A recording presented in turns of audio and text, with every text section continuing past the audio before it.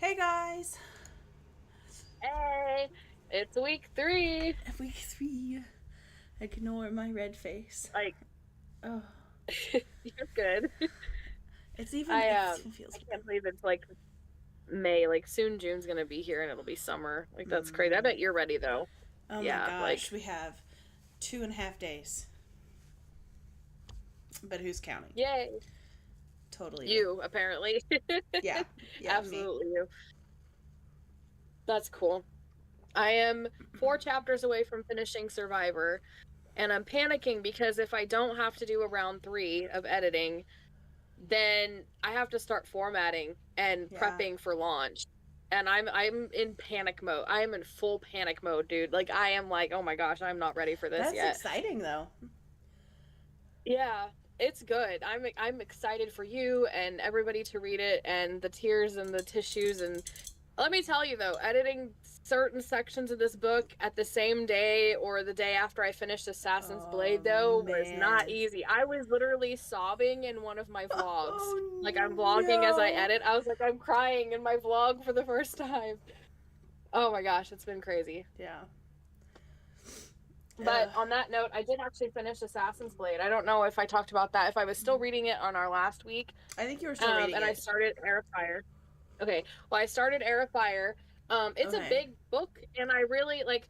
Technically speaking, the short stories in Assassin's Blade are all published separately, so I have actually read like 5 books this month, but my brain wants to also like it feels like cheating kind of, so I kind of want, for my own sake, I kind of want to finish like an actual 2 full actual Yeah, novels that's fair. this month, which I did Assassin's Blade. Yeah. So I want to finish Air of Fire by the end of the month, and so I'm enjoying it, but because of that I'm like, okay, I have to read at least 40 pages every day in order to finish it by the last day of May. And it's not like I force myself to read it. Yeah. It's like you're gonna have to read that much or you're not gonna make your goal kind of thing. Yeah. Um, You just want to not. You just want to make it. You don't want it to not be fun. So you don't want to make it so yeah, technical that it's not fun anymore. yeah, it's still fun. This book is interesting because we've added a lot of different POVs, and so now you've got that where certain POV you're more excited for some POVs than other ones. And like it feels more epic fantasy, although Dorian's scenes still feel so immature and YA to me, but the rest Yeah. of it actually does feel like epic fantasy. And I'm like, I'm really into Selena. I love her and I love what she's doing. I'm at the part where she's, spoiler alerts for Air of Fire, by the way. I Yeah. almost didn't catch myself.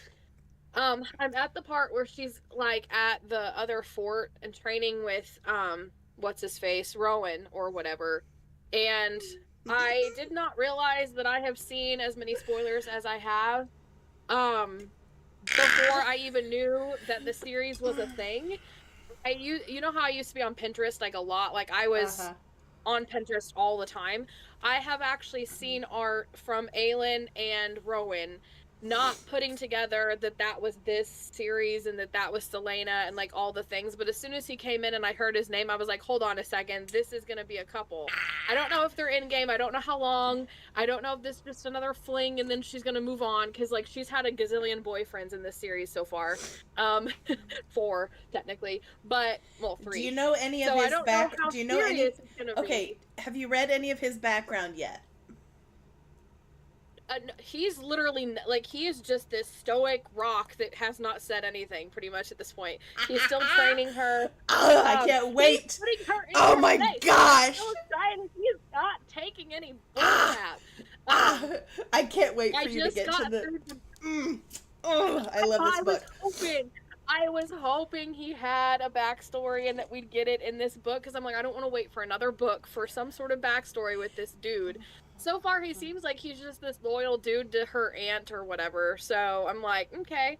Um, I loved the scene where he takes her to those ruins with the rites, but she ends up encountering this creature and she has this like flashback from her past and she like throws up and pees herself. Like the realistic aspects of PTSD and fear. Like I've never actually had read an author writing somebody like like an adult Yeah. peeing themselves from it. Like it was so visceral and Yeah. like gritty, but like realistic, that I Yeah. I felt for her. And he's just like, maybe you shouldn't throw up and pee yourself next time. I'm just like, Okay. He doesn't Right. he doesn't You're one of those guys. I love it.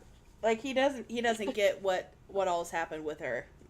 Yeah, she hasn't said, and she hasn't told them about like Endeavor, and she doesn't want pity, and the kitchen scenes are a little dull, but they're not that. It's not like it drags it out. It'll get better. So.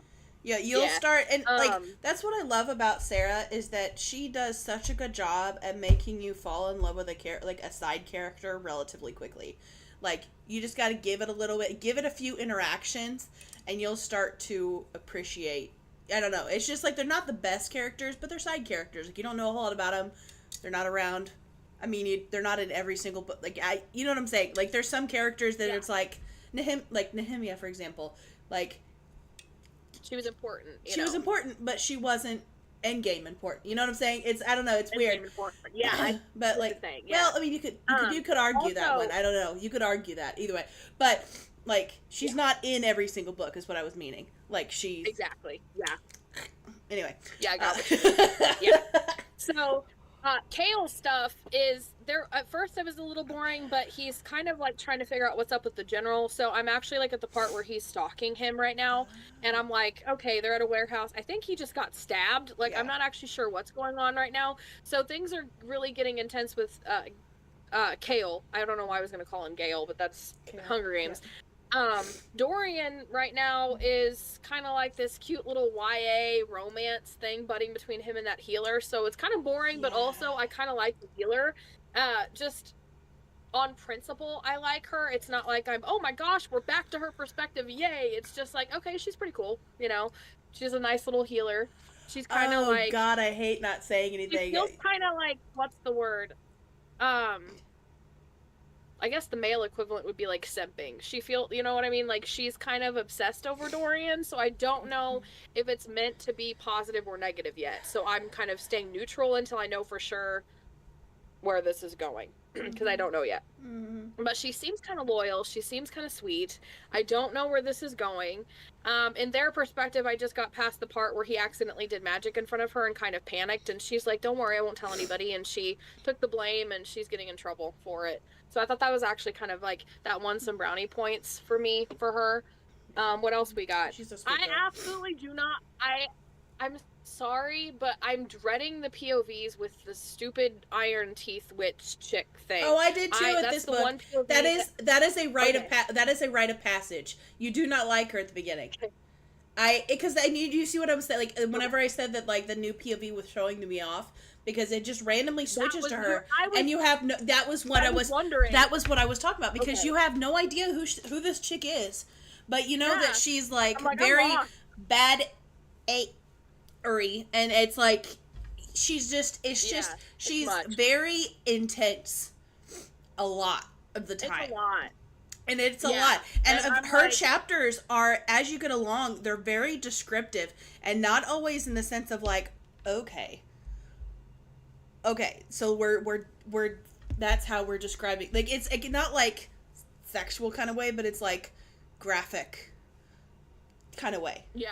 And it's like it's intense at times. Like and it's like and so it's like definitely setting the tone for her, but that is a rite of passage with the series. You will start out not liking Manon Blackbeak.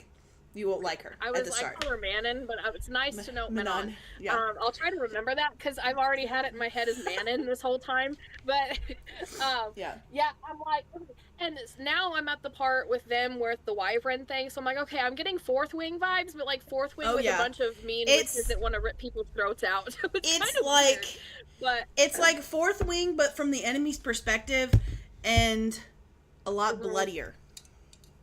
Yeah, I was kind of wondering. It's a very bloody Fourth Wing. Okay, this is the bad guy's perspective.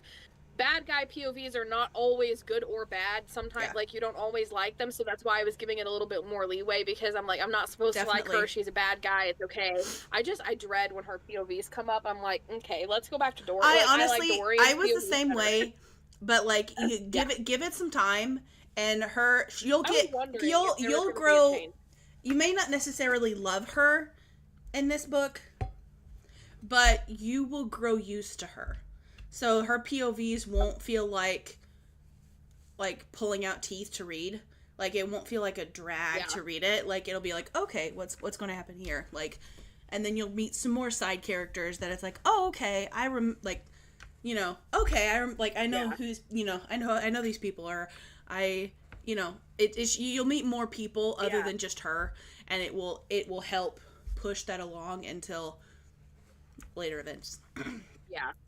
So I have a question for you before we jump to yours, and this could be a little tidbit of difference between going from Assassin's Blade straight into Heir of Fire versus your perspective on reading Throne of Glass and the other books first. Okay. So, jumping from this one to that one, obviously in Heir of Fire, we know she's grieving for Nemia, and I'm still grieving for Sam.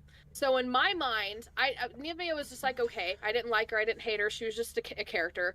So for me, I'm like, is she grieving more for Nemia than Sam? And it's kind of making me mad on Sam's behalf, because she's spiraling bad. And I get why, it makes perfect sense, but I'm like, why are you grieving more for Nemia than Sam? I just came from Assassin's Blade. Yeah.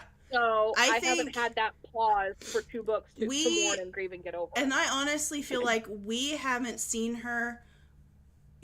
She hasn't been given the opportunity to grieve Sam. Okay. So, and it's like, and that link that you sent me, which, like, she could have grieved while she was in prison, but we didn't get her while she was in prison. We met her in Throne of Glass when she was being pulled out of prison, when Dorian was pulling her out of prison. So we didn't actually see that initial, like, and there's I can't say anything else, because she hasn't. My question though, she hasn't had time. Okay. Kind of, and there's more detail that you'll read later on that will explain a little bit more. But I think, and the TikTok that you sent me about the quotes that you kind of missed from the first books, if you read Assassin's Blade later, is the part where she says the comment that she hasn't had a friend in a long time. She hasn't had a friend. It was like one of those quotes. She hasn't had a friend in a while. Someone that she called friend. And I think that losing Nehemia hit a little too close to home and hit a little too close to Sam. And so I think that's why she feels like she spiraled so badly, is because she finally was allowing herself to heal a little bit, only for that to get ripped away again. Yeah. Only for that. Kind of, yes, the friendship that was healing her gets ripped from her. Because I reread through Crown of Midnight to see, because I remembered Nemia's death paralleled Sam, but I was like, okay, I haven't read that yet, so I don't know how much it parallels it. And so I reread it to get how it did, because I wanted, and it really, the circumstances really mimicked Sam's situation, and she still didn't get there in time both times, so I can see how it caused her to spiral. But yeah, with the quotes though, the one that I actually, like, I missed all of it, but like, because I knew something had happened with Sam, obviously, we get enough tidbits with that, but I had no idea the friendship situation in Assassin's Blade with the woman in the desert, the silent assassin chick, and how bad that had gone. And so a lot of I was like, man, I really missed that, because I didn't get attached to Nemia as her friend. I didn't care for her, and therefore I didn't mourn her. And I feel like if I had read Assassin's Blade like you, I would have noticed, okay, this is another friend, like the girl in the desert. She's finally opening up again. I think I would have gotten attached to Nemia. Yeah, like, if you, that's one of the things that, reading Assassin's Blade first, you get you understand why she seems so hesitant and so closed off at the beginning of it, and then it makes a little bit more sense, and you see her kind of begin to open up a little bit more and begin to develop those friendships, begin to try to, like, the way I describe it is her trying to heal a little bit. Yes. Considering the circumstances, because she's still not free, but she's beginning to try to heal a little bit and form those attachments and those friendships again. Yeah. Yeah. Okay, so on you were still reading the Bristol. I can never remember the title of that book. Recording of Bristol Keats. This yes. one. It was. I'm never gonna remember that. Goodreads says 4. Yeah, Goodreads says 4 out of 5. Fable and Storygraph 3.5 out of 5. Just, it's not bad. It's a good start to a series, but like there's some things that, like, her personality does a shift towards the end, where like there's one big event that happens, and she goes from being kind of not really passive, but just kind of like she's like exploring things, trying to figure things out. She's kind of a little hesitant, but like I don't know. And it goes from that to her being like extremely overly confident, making these demands, saying that it's my way or the highway kind of personality, kind of a like, and it just it was very, in my opinion, it was very like, it just unflattering for the character. Yeah. And it threw me off a lot. And it's like, because I'm seeing it from the perspective of like, honey, you're just some girl in this kingdom, and last time I checked, this guy is a leader of one of the one of the groups of the Fae. He is literally the leader, the king, and you have the audacity to come to him, yell and complain and all of these things, and to make demands that are nearly impossible to make for them to figure out, and then get mad when he, I don't know, she got too comfortable, and the character, a little bit of that would have been okay, but it was just like moment after moment after moment of her making these demands and demanding things like as if she were in charge, and she's not. And she only has one thing going for her, and that's it, of why they don't want to get rid of her. And I totally understand where you're coming from. I know in Bloodguard, the main female in that one was like this healer, so she cares for people, she wants to help them, she wants to heal them. Literally midway point and then to the end of the book, she just becomes, all of a sudden, she knows how to sword fight, she can fight everybody, she's fighting and killing people left and right. And it like felt like this big shift. It's like, you were just a healer who wanted to save lives. How do you make this jump to being okay with killing these people? You know, that's just like, all of a sudden it's like the author wanted to write about a warrior and just ended up making it without a character reason for that shift. So the sudden shifts like that, I can understand how that's disorientating sometimes. So you finished it. Yeah. What book are you reading now? I noticed in your thumbnail it was the Crescent City. Yeah, I went ahead and started the House of Sky and Breath. Are you reading it with the dramatized audiobook? A little bit, but there was it's like, it starts right off the bat by introducing a new character and a new POV, which I'm glad that I read this after Throne of Glass, because I now expect random POVs from Sarah, where I feel like those that started on ACOTAR are at a real injustice when it comes to that, if they're not expecting an epic fantasy style. Yeah. Because, like, you ease into it with Throne of Glass, you start with Selena and kind of gradually add more, so I feel like, so I see what you're saying. And so it's like, I feel like that's kind of the way she did a little bit with this as well. Like, I can't remember, like, off the top of my head how many POVs the first one had. I think there was like 2 or 3. Yeah. Like 2 or I think there's 2 different ones, 2 or 3. And so it, like, very, like, literally the prologue, I'm in the prologue right now, and it introduces a new set of characters and a new situation.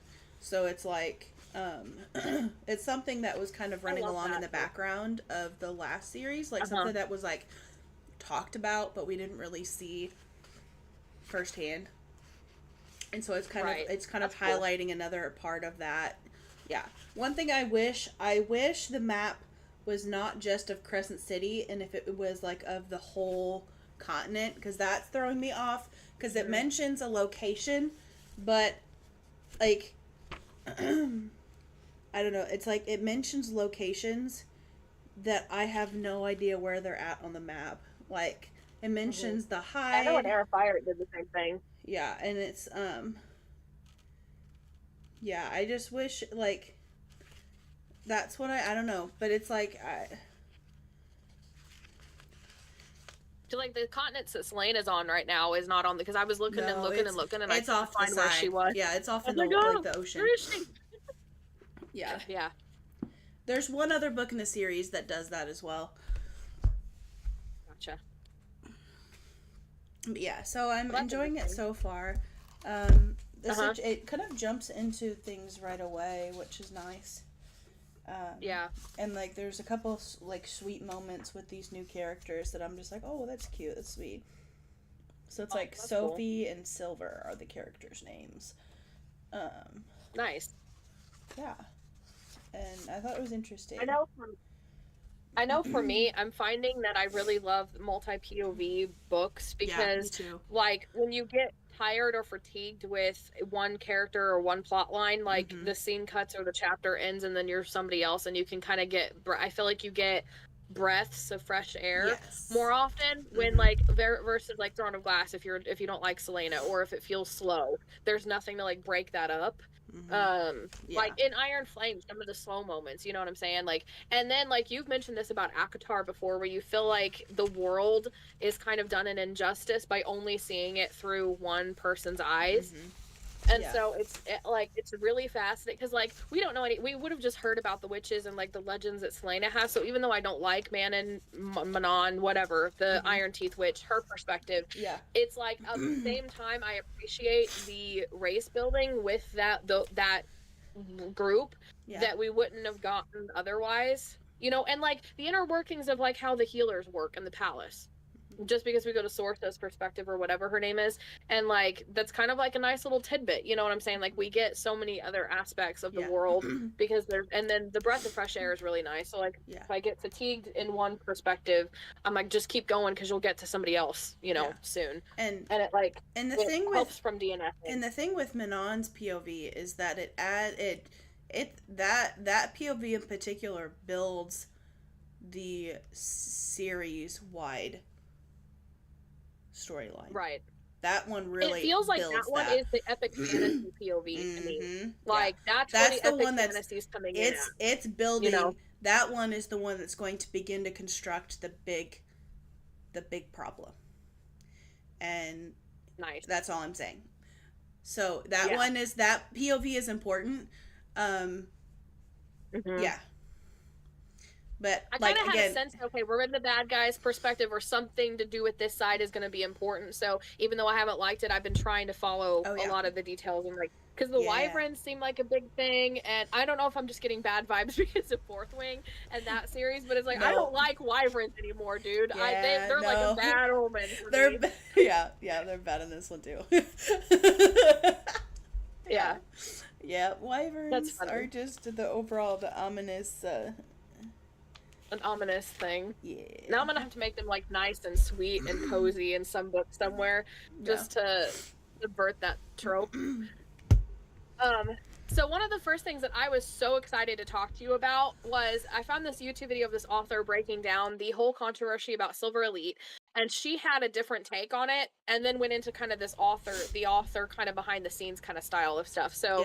Basically, Silver Elite by Danny Francis. For those of you who don't know, it's a new book that's blowing up. I got it from Book of the Month. I don't know when mine's going to be shipping, but I'm excited. It's been described as like a Fourth Wing, but like a dystopian kind of romance instead of no dragons. So the controversy is that Danny Francis, nobody knows who this author is, and nobody knows, it just came out of nowhere. There is no Danny Francis promoting it online. The book just kind of came out of nowhere. The publishers have been basically just doing regular marketing like money. And so on the inside of the situation, people have been trying to figure out who Danny Francis is. The publishers finally did come out and say that it is a New York Times bestselling author from Canada. So people have been speculating and trying to figure out who it is. Some people on the other side of the argument have been saying, who cares? They did a name for a reason, so you don't need to know. And they're also saying it's not right to try to dox this author who is using this name for whatever reason. On the other side of it, though, people are wondering like who it is and why, and like the insider, what the author that I watched, the editor that I watched talking about it, from the like looking at the trad publishers. For years in the industry, on the author side of things, we've been told that in order to make it big, you have to like have a platform, you have to get on Booktalk, you have to promote yourself, do videos, like all this stuff, build your platforms, gain followers. And yet with this case, this proves that that's not the truth. and that the trad publishers know better, because all they have to do is throw marketing money at it. There's no author, there's no promotion, there's just the book itself being pushed, like ads, whatever they do behind the scenes. It's just money. It's not the author making a platform. And so it's like they're lying to author, especially like indie authors and anybody trying to break into the trad publishing side of things. And she's like, that should be the real controversy, not this pen name that we don't know who it is. But like, just because the trad publishers, it's like, no matter what you do, whether you have a platform or not, if you're trad published and they put money behind the book, it's going to do well just because of the statistics and stuff behind it. And it's just really fascinating to listen to, since I'm not trad published anymore, but even with the small town publishers that I have been with and I'm used to it in my circles, you're still like, you have to do everything yourself. So you're still doing the same work as an indie author, self-published author. So and also the concept of like pen names and stuff. So it's just like, it's interesting to try to find out who it is, but I don't think somebody should release that information unless the author wants it to be released. And that's where, is it just Booktalk not realizing the point of a pen name? That could be a case too.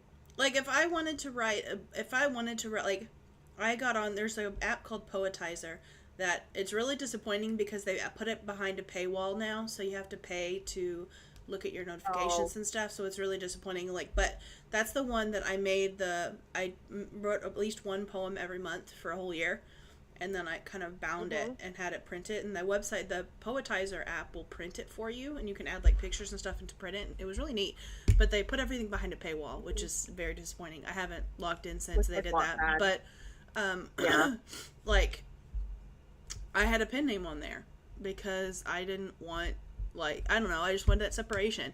And that's the whole point, is a pen name is for somebody to be able to write freely without being, like, without that recognition or that connection. And it's like, and it's like, maybe this person is like someone like Sarah J. Maas, who wrote a story, and like, that they're a very well-known author. And if they were to write something slightly different than all their other series, guess what Booktalk's going to do? They're going to complain, and they're going to compare it to all the other series that's out there. You see how many people compare ACOTAR to Throne of Glass to Crescent City? Crescent City got so much hate because it wasn't just like ACOTAR, or it wasn't just as good as Throne of Glass. It's like, I'm sorry, they're different genres.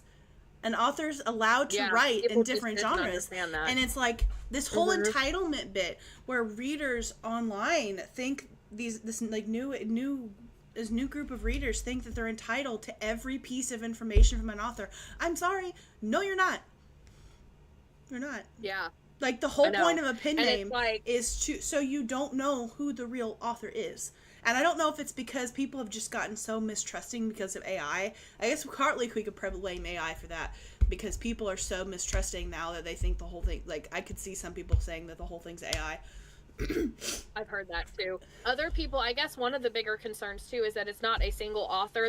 I can't remember the actual technical term, so don't quote me on this, but it's basically where you get a group of people together under a pen name to all kind of write and work and edit together under a single pen name, and whatever that term is. A lot of people for some reason have issues with that, and the author that I was watching, the editor that I was watching, she's a part of one of those groups, and she was explaining that we all put in the work together to try to figure out what's trending and what we can write that would actually sell well. And it's done from like a very hardworking kind of technical standpoint, and it's not bad like people think it is. And then, even if it could be an author, like you said, like Sarah J. Maas, that doesn't want, because people complain. It could be an author that has some sort of controversy behind her name, like the author of Harry Potter. It could be the publisher company just doing an experiment. It could have been a group of people. We don't know, and it doesn't matter if the book is actually good, if it's all written and it's fun and exciting. Like, if you go to the book, go to Silver Elite on Amazon, and you click, like, there's always that hyperlink with the author's name where you can go to their author page, and literally it doesn't have any kind of profile picture. It just has DF for Danny Francis, and it says Danny Ann Francis is an avid reader and a lover of all things breakfast, and a hopeless romantic. When not creating high-stakes fantasy worlds or complex characters, you can find Danny spending time with family and trying to figure out printing out why the printer never works. Yeah. That's really interesting to me. It's very vague. But, I mean, it doesn't give any kind of identifying details other than hopeless romantic, high-stakes fantasy worlds, and complex characters. Like, right off the bat, that reminds me of, like, Sarah. Yeah. And another thought could be, too, it could be a male author that doesn't want to be... Because male authors typically don't write romantasy, at least as far as I know, or not romance, dystopian, whatever this genre is, and that could be why it leads more toward dystopian than fantasy.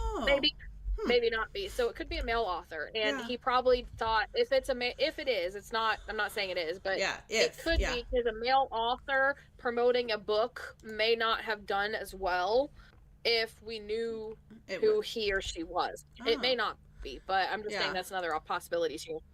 You know, can you imagine like Brandon Sanderson writing some sort of romance? It's like it would be kind of weird, you know. But yeah, I can definitely understand that. I personally don't have a pen name, and I as far as I know, I won't. I'm not planning on it because I wanted when I first started writing, I wanted to have my name associated with my books. Maybe I'm selfish like that, I guess.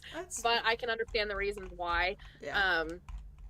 Why somebody would use them and stuff. And for me, I was all caught up in the behind the scenes situation, like with the publisher and how, we don't actually have to have a platform for a book to go big because this book's gone big and the author hasn't even done a TikTok video yet of themselves. So it's like, you lied. You know, like there are other ways of making your book big, which is interesting. So yeah, for sure. So what do you got? I caved and got the pretty edges of the latest at Walmart. I've been eyeing it for a hot minute. Oh my god. It's like the Walmart exclusive edges, apparently. But, okay, I've only read book 1 in the series, and I don't have book 4 yet. But I bought book 2. I was like, I thrifted. Isn't that like book 6? I thrifted book 3. I don't have book 4. And I think this is the one after that. Oh, okay. But it was... I thought Michael told me it was book 6, but because I was like, I want to read that book, and he's like, babe, it's like book 6 in the series. You can't just jump in. And I'm like, okay, well, you're not reading it. I got it for him for Christmas a couple years ago when it first came out because he wanted to read it, but he hasn't yet. Okay, so. it's showing Aragon, eldest, Brissinger. Inheritance, and then it says the Fork, the Witch, and the Worm, Tales of something, Volume 1. So it looks like I don't know, maybe he's counting that Volume 1 book as book 5, maybe? Maybe, or I could be remembering the number wrong. Maybe he said 5 or whatever. I'll have to re-ask him tonight. I finally got The Stolen Heir, which is the duology that takes place after the Cruel Prince series. I finally got it. Which I think I have the second book in that duology, thinking it was a standalone, not knowing it was a duology that associated with a different series. Yeah. It's on my shelf. But I finally got it. A random rant that I have for 5 seconds. I am so tired of bookstores having like book 3 or 4 in a series because that's hot at the moment, and then not having book 1 to start with. I have also our Target in town reduced the number of aisles it has on books, and I'm very disappointed. There's not as many aisles now. That's gonna make me mad. It's like one side of an aisle, the other side of an aisle, and then a mini aisle in the middle. And they moved the kids' books somewhere else. I remember it was really empty the last couple times we went, and like they seemed like they were revising stuff because the shelves were empty. I'm not happy about that. But I've started going to the Stonecrest Book and Toy because they have more of a selection. They just have more shelves of books, so I can browse a little bit more. But they kind of have a similar issue. They never have anything mainstream. Yeah, or like it's middle of the series. I stopped shopping there for that reason. And they were kind of like that too. Which it's funny because I don't know how to count this one. It's like it's book one of a duology, but the duology takes place after a different series. So it's like this one is It's a sequel. It's the same series. Thing. It's the same thing. Like if you hadn't read A Cruel Prince, you would get some major spoilers if you were to start reading it. And so it's like how do I book in that duology? like I want to start like I want to, and our Walmart too is the same way. At Walmart there's like book 3 and 4 of a series, and I'm like, these covers look fantastic, give me book 1. Like, is that so hard to do? Apparently it is. I know. Like, I actually bought one in Jeff City that was like book 3 in a series. I didn't realize it till I got home. I was literally so excited to start this book, and now I'm gonna have to wait to find, like, I haven't really, it's not a priority, but I'm like, and it's like I'm trying to I'm trying to actively go to stores to look for books and not just default to Amazon, because I don't always trust Amazon. And now it's like, but they've taken any kind of Barnes and Noble or any kind of true bookstore in our area. It's gone. Like, even in Jeff City, I don't even know if they still have, like, the book and toy store that was in the mall at Jeff City is now downtown, and I refuse to go downtown because I hate driving downtown. But in Jeff City, you know, the vintage shop is not bad in the mall. It's got it's got a big collection of books, but like actually several aisles. But again, you run into that same problem with like random books in a series that like, and you know, I don't know. It's just, and it's like the only time I can truly go and start like shopping for books is if I manage to go to Springfield, and it's like, granted, my college best friend lives in Springfield as well as my cousin, so it's like I have reasons to go, like my other cousin, so I have reasons of going down to Springfield. I don't want to have to drive 2 hours to go to a bookstore. Me either. I'm right there with you. 100%. And then people on TikTok, if you start talking about how you're buying stuff on Amazon, they start telling you how horrible of a person you are, and it's like, well, I'm sorry, well, maybe these bookstores need to start adding more books to more rural areas, because it's not possible. Anyway, that's not what I was going to say. I haven't had anybody talk to me about that, but I haven't either, but I've read other people's posts. I've read other book talkers' posts, where like they're like, oh, there's like an Amazon sale, and they're like, oh, shop local, shop indie bookstore, like shop local, and it's like, if that's not a possibility for where people live, then I'm sorry, it's just not going to happen.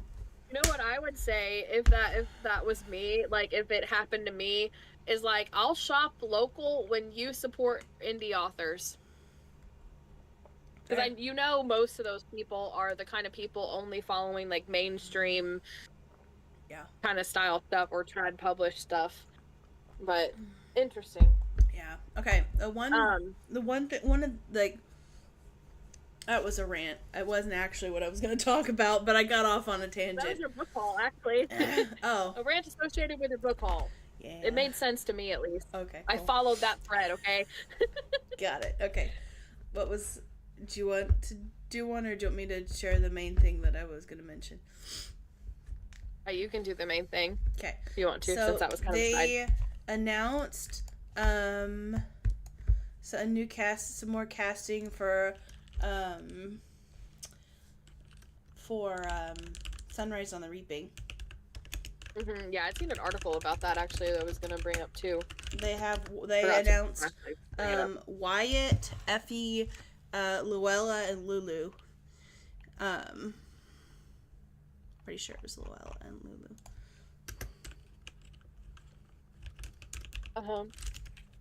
Oh, I'd only heard about Effie, so there's actually a lot more. So Luella, for people that have read the book, spoilers if you haven't, Luella is the character that, spoilers, that dies on the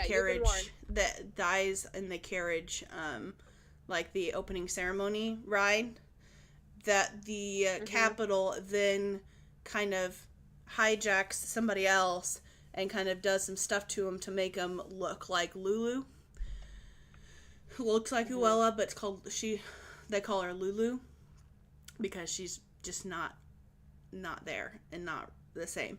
But throughout the whole thing, even at the beginning, Haymitch called Luella, said she would be his only sweetheart. And on TikTok, I saw where some people put up a picture of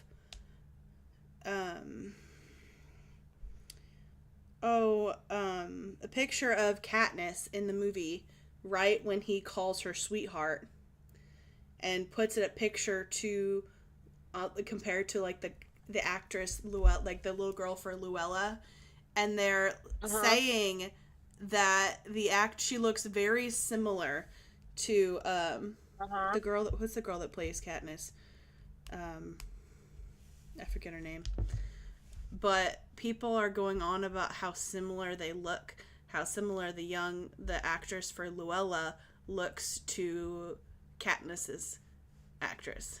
Right. And they're talking about how it's just, they're really adding into the fact, like building up, it's like Haymitch was so drunk that he called her sweetheart because she reminded him so much of Luella. She looked similar to Luella.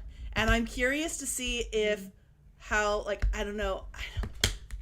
I'm curious. Like, this movie is going to be good. I'm excited. And I feel like... I am so excited for this. I know. Like, I've been excited for this. I feel like their casting choices, like, they've done a good job. Spot I hadn't seen on. all the extra ones. I pulled up an article and I was looking through. Y'all are interested, Google it, because, like, it's really spot on. Yes, there's so many, like, and... Like, the Heavenly guy and the young president, he's still, he's still older, but, like, he's still, President Snow is still kind of youngish. Do you like, realize... he's, like, middle-aged. Do you realize who else he plays? Who? He plays Voldemort.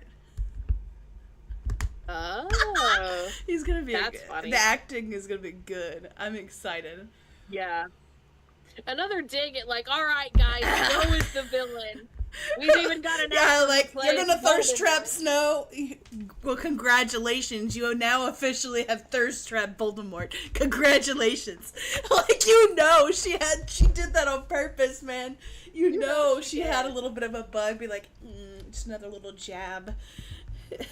Yeah.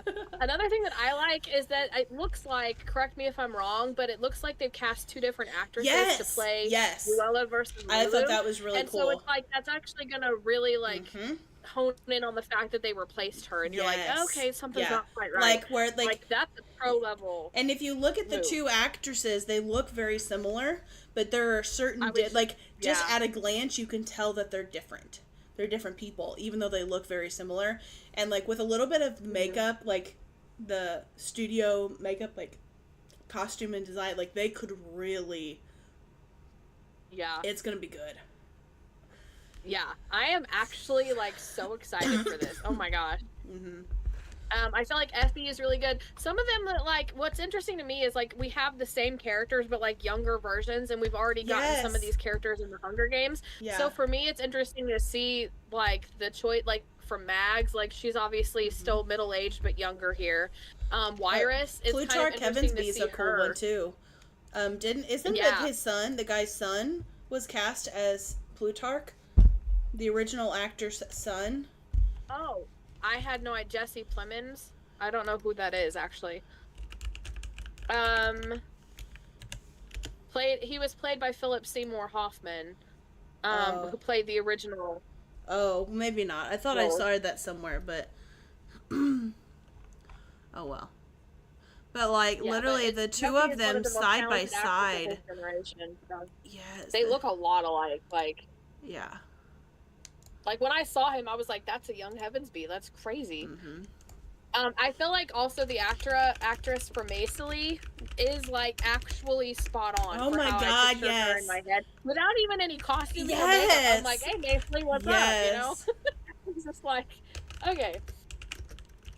So that was pretty cool. So yeah, that was another one I had mentioned. Okay, what else?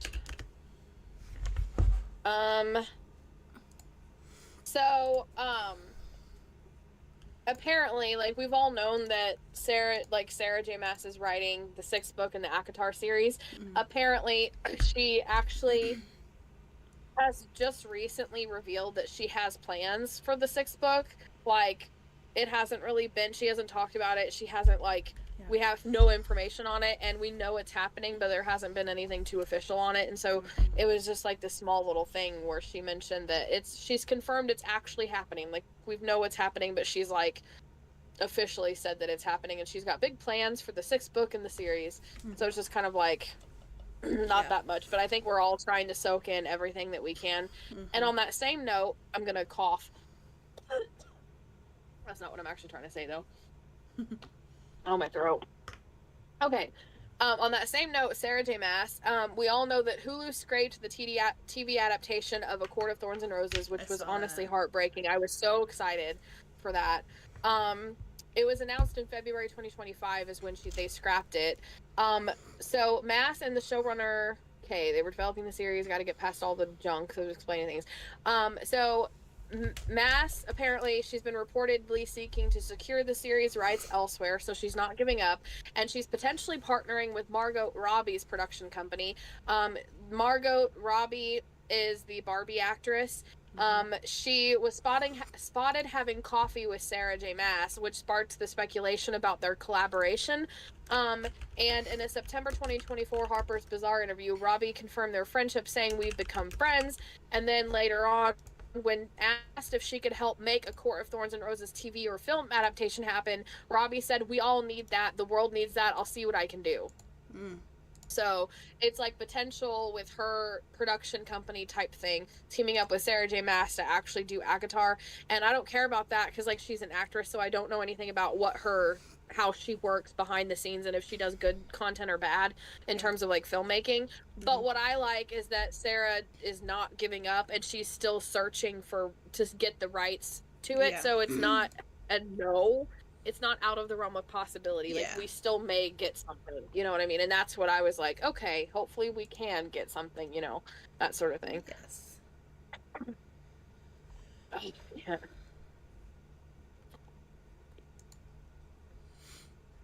Yeah, do you got anything else? Trying to think.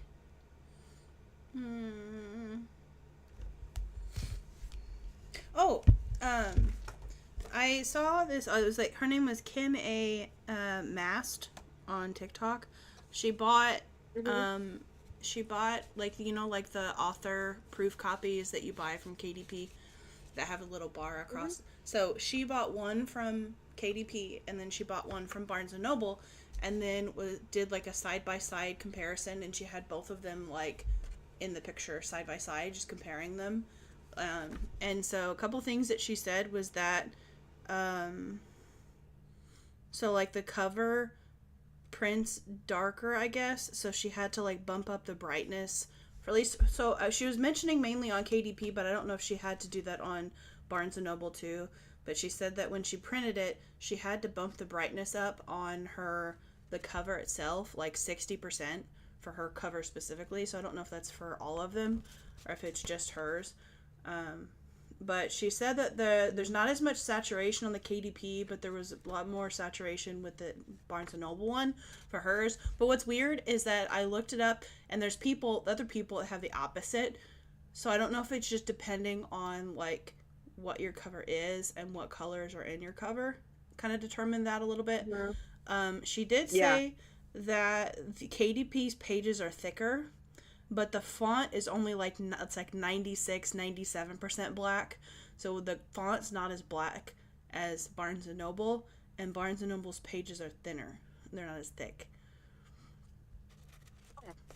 So I don't know if that would be a con or a pro. I'm not sure on Barnes & Noble, but I thought it was interesting. I'm not sure if that's a positive or a negative thing. She said that the font on Barnes & Noble was nice, dark, and crisp, so it was like black. So I thought it was interesting. I know when I did Immortal, and I got my copies from Barnes & Noble, the paperback copy in comparison to like my Amazon other copies from my other books, it's a lot more crisper and it's a lot more clean. So I like the paperbacks from Barnes & Noble better. I don't like their hardbacks. Their hardbacks, unless it got damaged in the mail. I'm just not fond of their. And the first time I actually did my hardback, you know how it has the dust jacket like flaps on the inside? Those came back blank. They accidentally had a misprint wrong. And keep in mind that it takes a whole month. At the time, the shipping was so delayed. It took a whole month to ship. So then I had to redo that, wait another month, and it caused this whole shipping delay with my hardback. So it was annoying. So yeah, I'm not overly fond of their hardbacks, but their paperbacks are so much better than Amazon's. It's just Amazon is cheaper and faster. So. I just wish that there was more options for authors to print, for like printing wise. I just wish there were more options, because like it just seems like KDP or this. There's no alternative, like Amazon or Barnes and Noble. It's like there's no third option. Because Ingram Spark used to have a fee. They've supposedly done away with it, but when you try, they still take out some, like a few cents out of your bank account, and it's like the paranoia of them taking your money out of your bank keeps me from doing that. And I've heard the support's horrible. I've heard they come in more damaged than Barnes and Noble, and they still use the same printing, the same printer as one of the companies, either Amazon, Barnes and Noble, somebody. So they use the main, like it's still the same printer. You're just going through company, a third party person. You would literally just be going through a third party person. Yeah. The other one that I really want to try is called 48 Hour Books, because they ship in 48 hours, and it's specifically for special edition hardback, so you can actually have like sprayed edges, like all the works. The problem is that you are required to order a minimum of 10 books, and that's really pricey if you can't guarantee you're going to sell all 10. Yeah. That's the risk with them. Like, you have to make sure that you at least have a minimum. Would that be something that would be ideal for a Kickstarter, where you have so many people backed for it? Yeah, as long as you're willing to take a money loss if you can't get more than 10 backers for the hardback specifically. I think I had I want to say I had at least 5, like for somewhere in the 3 to 5 range for my hardbacks.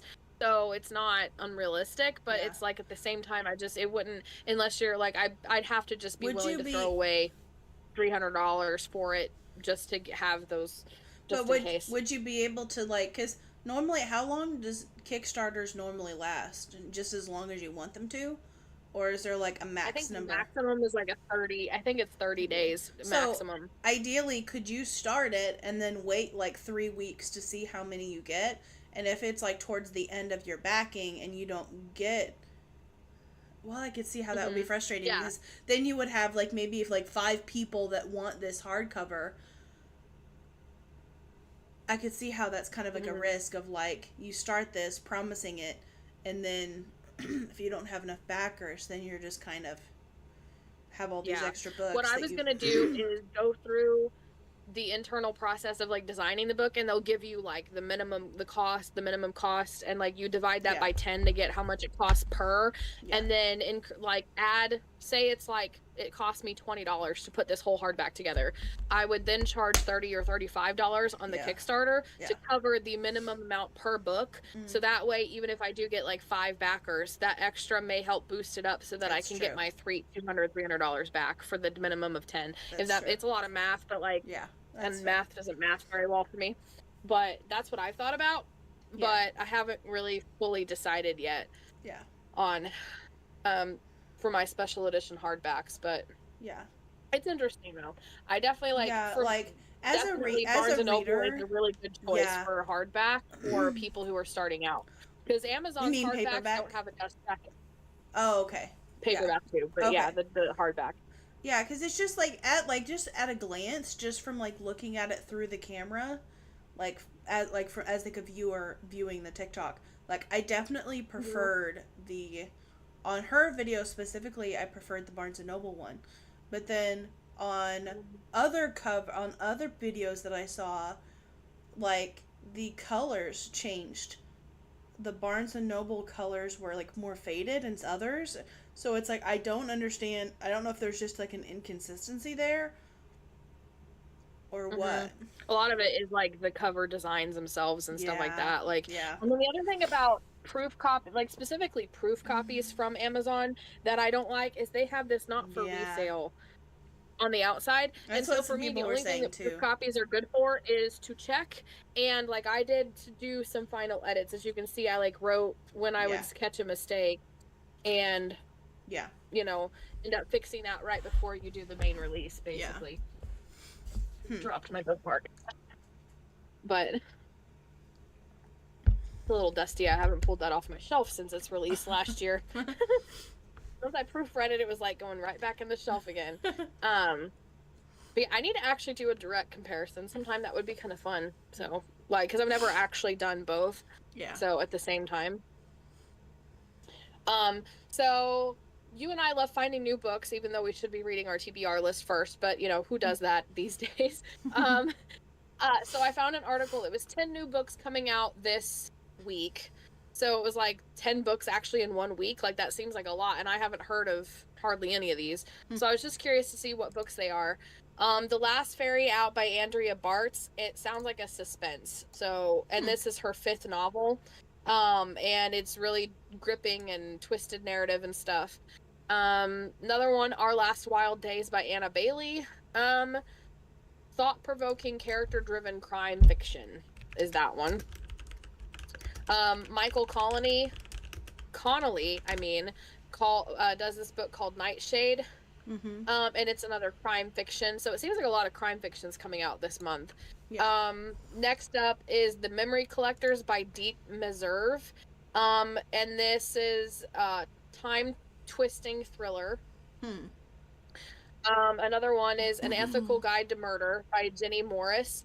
And it says Jenny Morris has taken the "with great power comes great responsibility" concept and applied it to someone who struggles to be responsible for her own laundry.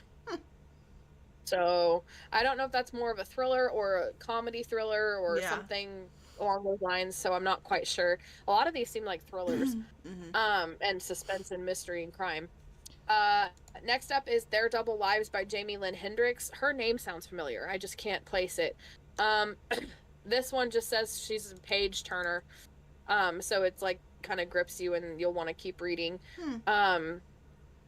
Next up is We Live Here Now by Sarah Pinborough. That's a pretty cover.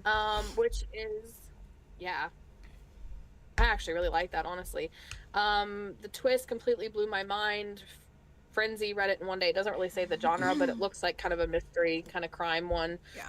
Next up, it looks like a Western, The Country Under Heaven by Frederick S. Durbin. The best of the Weird West, eldritch terrors to examine the peculiar, lawless hellscape that was the American West following the Civil War. So is that like a travel kind of makes me think like time travel-ish? Maybe it seems more like it. I don't know, or maybe it's like in the moment. There's like a squid looking thing on the. It looks like a Western, but then if you look at the lake, I know that looks like a kraken squid looking legs coming out. I don't know. That's I don't know what genre that is. Yeah. Next up is Whistle by Linwood Barkley.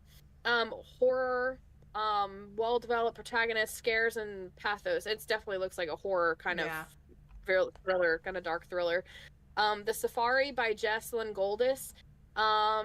Literary treat for readers who like matching wits with an author while doing armchair traveling. Okay. Puzzler brings out delights of the classic golden age mysteries into the 21st century. So it looks like another mystery type style book. The Doorman by Chris Provone. Manhattan Society in the post-COVID era, page-turning, opening paragraph to its killer finale. Norrish atmosphere with sharp attunement of the depravities of ultra-wealthy urbanites. So, it's like a New York kind of city vibe after COVID, I guess. Yeah.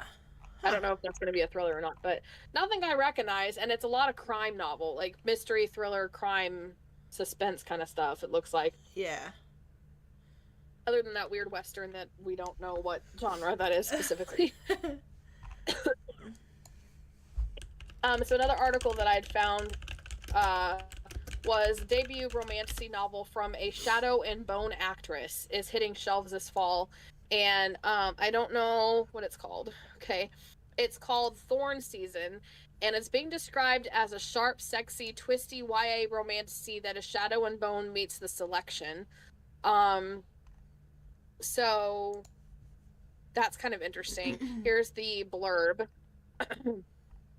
In the kingdom of Daradon, a persecuted few are wielders in possession of a magical specter, a shimmering thread that can extend beyond their visible body to give a loving caress, pick a lock, or even kill. Feared for this ability, wielders have always been hunted. Alyssa Payne, heiress and daughter of a hunter family, is also a wielder. At 18, she knows she's escaped execution thus far only due to a painful self-control in the efforts of her beloved father. Summoned to the harsh and glittering royal court for the debutante season, Alyssa finds herself caught in a web of intrigue and betrayal and caught between two equally dangerous men. One, a brutal ruler with the handsome face of a fairy tale prince who would destroy her if he knew the truth, and the other, a beguiling foreign ambassador with a secret agenda of his own.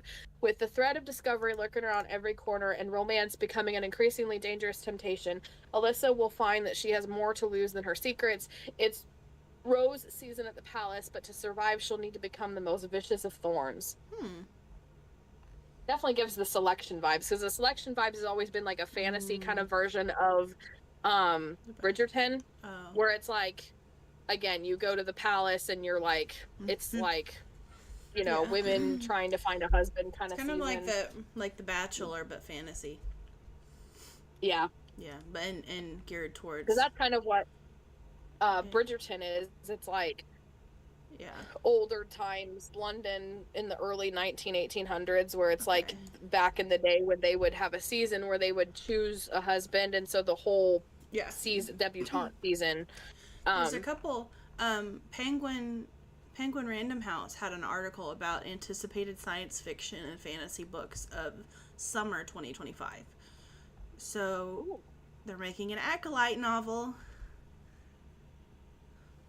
No. Acolyte? Star Wars Acolyte? My brain just randomly... Oh, okay. Yeah. I was like, did my brain blank? Because I'm like not registering what you're talking about. No, the comedy that was Acolyte. Yeah. They're making a book. That thing. It's called Star Wars The Acolyte Wayseeker. The book, the cover does not look attractive at all. It doesn't look attractive. And I am slightly biased, but you know. Let's see. A Fate Inked in Blood. We've talked about this one a few times. A Fate Inked in Blood. I think book 2's already out, if I remember correctly. The Acolyte cover. I'm sorry. Did you find it? Did you see it? It looks like it's made by AI. It's what it looks like. It looks AI. Her looks are like so wrong, and that's the Jedi that she has stomach problems when she travels in hyperspace. It's like that is the I have IBS. So she has motion sickness. So she has the Jedi has tummy issues. Like, so, I don't care. So she has motion sickness. Good to know. Yes. Good to I'm know. Like, good. Hey, sorry, give her some Dramamine and she'll be fine. Artificial Wisdom, that one sounded kind of interesting. In a climate ravaged landscape where AI and humans vie for political power, a journalist must unravel a murderous plot that will either upend the world or save it. Sounds kind of interesting. That actually sounds really good, fascinating. I know. That cover is instantly attracts my eye. Yeah. I don't know why, but okay, that one's actually got to go on my TBR list. I kind of skipped over. I kind of glanced at Arcana Academy, but I saw tarot cards, and I'm just I'm not big on the whole. If that's your thing, good for you. I'm not a huge fan of that kind of stuff, so. Yeah. If you're interested in that, it's called Arcana Academy by Elise Kova. Elise Kova. One thing I do like about this article is they give links. None of the other articles that I've ever seen have links, and I have to look it up myself. Yeah. Sorry, continue. House of Murderous Women by Daphne Fama. In this game, there's one rule: survive. A young woman is drawn into a dangerous game after being invited to a maze-like home of her childhood friend, a rumored witch, in a gothic horror set in 1968's Philippines. This is weird, but the cover gives me Dracula vibes. Dracula vibes mixed with An 1980s like Footloose. Maze Runner. Yeah, 1980s Footloose in Philippines with like Maze Runner. Yeah. Like it's a weird convolution of genres there. Yeah. There's By the Horns, which looks like it's more of like what's that called? Astrology type stuff. Yeah. So I was gonna say again, psychology, but that's not the right term. Psyometry? I don't know what I'm saying. Psyometry. What? There's gotta be something somewhere. Something. The Eye of the Bedlam Bride. That was like an interesting. This one definitely gives me like the black and white Dracula movie theater poster vibes is what this cover reminds me of. Like an 80s like comedy horror kind of vibe. Yeah. Coast Guard vet Carl and his ex-girlfriend's cat, Princess Donut, have survived longer and leveled up higher than anyone ever thought they could in the galaxy's most popular reality show.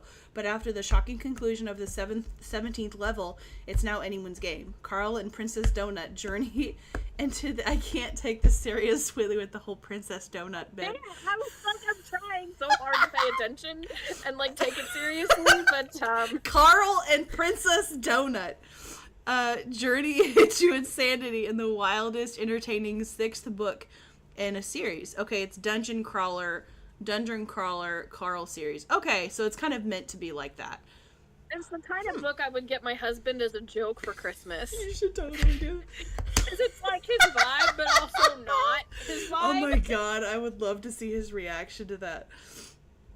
Night. Looks like I need to be finding book 1. But book 2, the sequel to The Night Ends with Fire. I've always thought that cover The Night Ends with Fire. It always looks really, really cool. I think it's kind of inspired by China inspired maybe.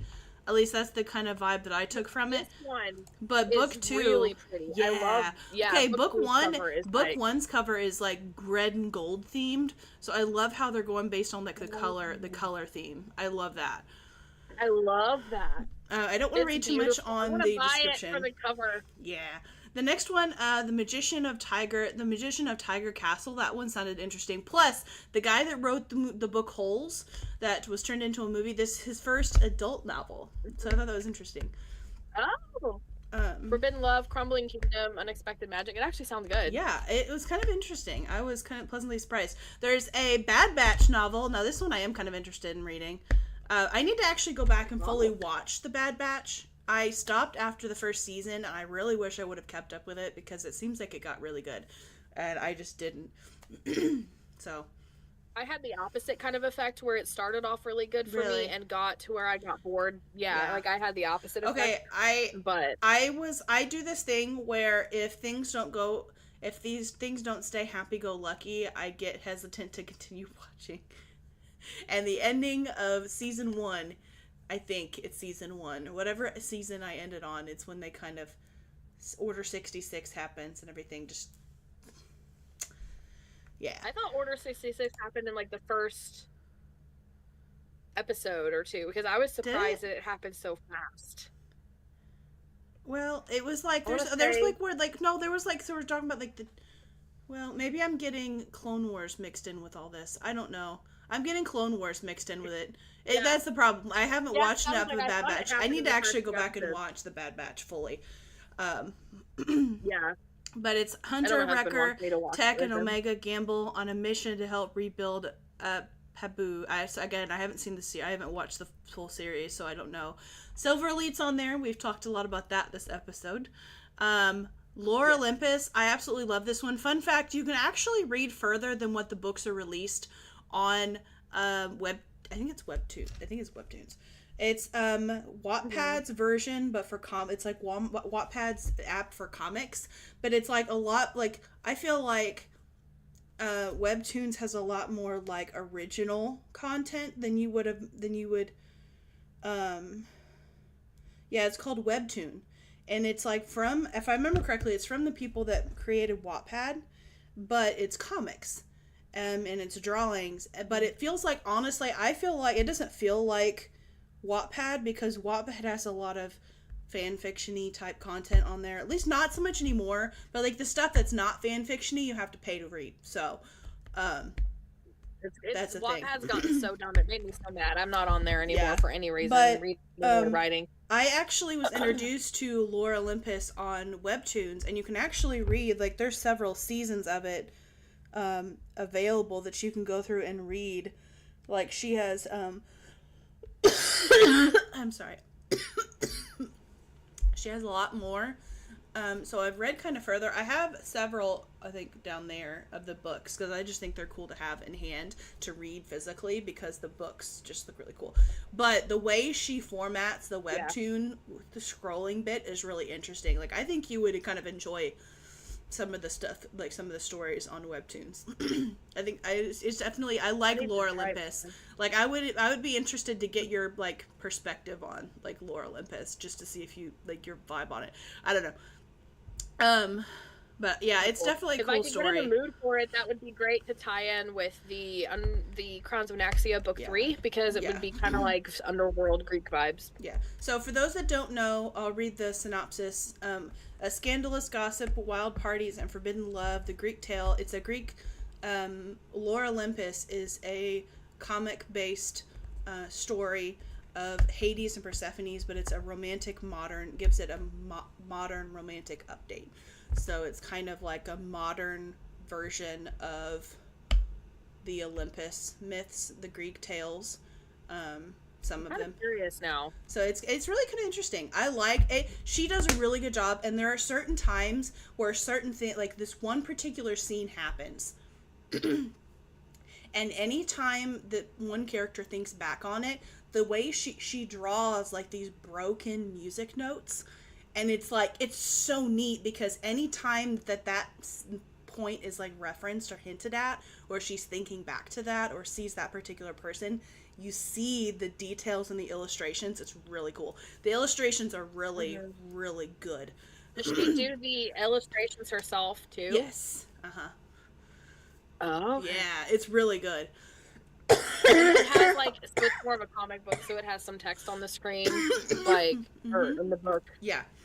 That's cool. Yeah. I've seen this around, but I haven't actually given it a second thought, so I'm going to look at book 1 and add that to my shopping list. I was like, I have the books. If you want to borrow book 1 just to see if you like it or not, you could totally borrow it. Without having to buy it? Without having to invest in all of them. And if you like it, you can actually download the Webtoons app and read further than what she has published in books for free. So, yeah. That's also a thing. Nice little tidbit. Yeah. The Bewitching. 3 women in a different world, in 3 different eras, encounter danger and witchcraft. Horror. That's interesting. Immaculate Conception. I'm going to be honest, there's a lot of words there. Right?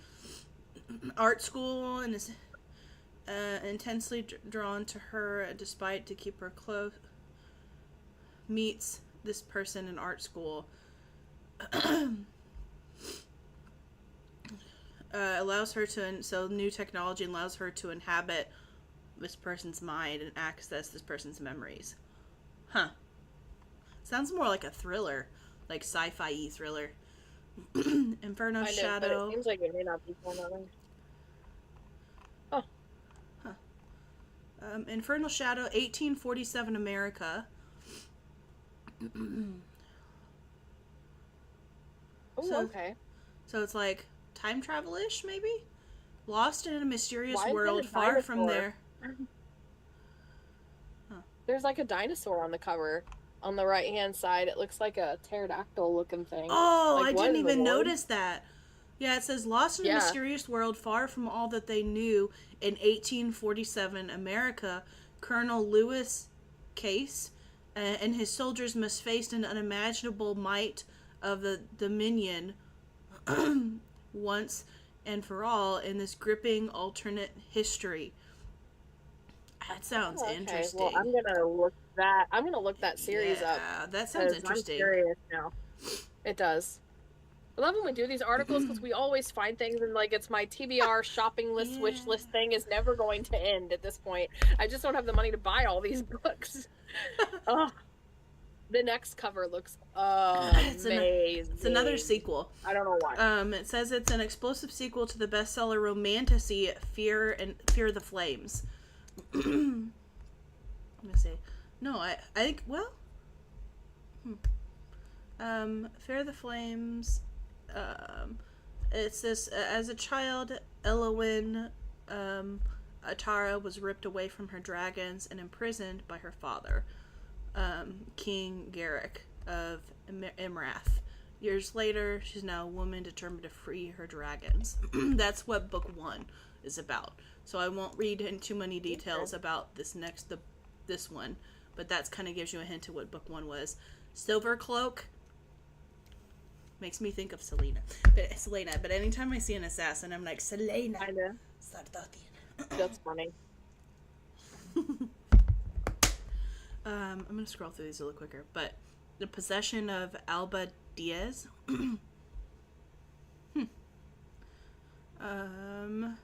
Demonic presence awakens deep in a Mexican silver mine. The Trials of the Jedi, another High Republic novel. There's beginning to be several in that era, and I'm trying to read them in order. I just don't always get in the mood for a Star Wars novel. I'm really in a fantasy headspace right now, and so I know there's several. Anytime I'm at Barnes & Noble, I have to actually look up the official order for the chronological order for the High Republic novels, because it's one of those things. So many. And it references events that it's like if you read them out of order, it references like major events that take place in other books, and it's like it's not that you can't read them out of order, like, because you can, but it's like it will get kind of confusing at times. Honestly, this next one I kind of like the cover, like, I don't know, it's weird, but I like it. It's definitely a romantasy comedy, for sure. It's like a rom-com, but like a fantasy rom-com. Yeah, it gives me Assistant to the Villain vibes, but fae-ish.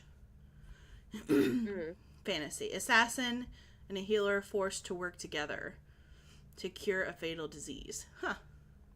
Interesting. The Ever King. This is one of them, the series that you've read, I think. Wait, what number is this? Book 1? This came out years ago. Really? Is she re-releasing? I've already read it. I've got a copy on myself. Is she re-releasing the cover? I'm annoyed because that's actually kind of a better cover than the one I've got. Maybe she's re-releasing it with new covers. Huh. Yeah, that's different than the one I've got. What in the world? Maybe. Yeah, this title will be released August 5th, 2025, so it's the hardcover. Oh. Oh, okay, and I've got the paperback, but she changed. Yeah, if you look at the paperback, that's the version that I've got. Oh, okay. The paperback cover. Gotcha. So it's the hardback version. Okay. There are several Star Wars books coming out this summer. There's another one, if you scroll down a little bit further. There's Bones at a Crossroad, which is another sequel to a series. And then there's Star Wars Tempest Breaker, another High Republic novel. Audiobook, maybe? A Jedi Reluctant team up with a Nefarious Laura Day in this full script for the Star Wars High Republic audiobook original. So it's an audiobook. An audiobook script? I'm kind of confused. Yeah, let me look. Kindle and audiobook and hardback. So maybe it's like written in like script format.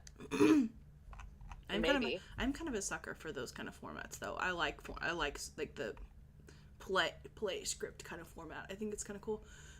These vengeful gods, Never Let Me Go. Yeah, and those are it. So it's like there's a pretty big list, but there's like they have like lists for all kinds of genres. So I naturally clicked fantasy because that's one I like, but they have mystery and thriller, nonfiction, romance, historical fiction, regular fiction, and just a general anticipated books.